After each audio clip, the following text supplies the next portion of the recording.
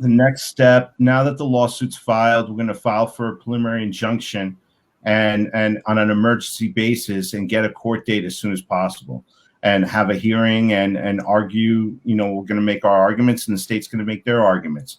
So that's the next step. We filed the civil action today.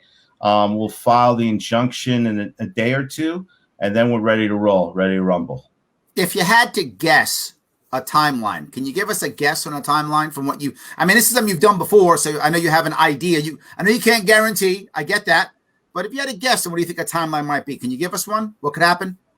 I think we can have the argument in a couple of weeks, and then get a decision a few days later. I would hope so. Wow, that's amazing. That would be great. I love that. Well, I'm gonna push it on an expedited basis right now. We're going into 1 year. This is getting ridiculous. This is a point where it's ridiculous. The infection rates are down. People are getting the vaccine.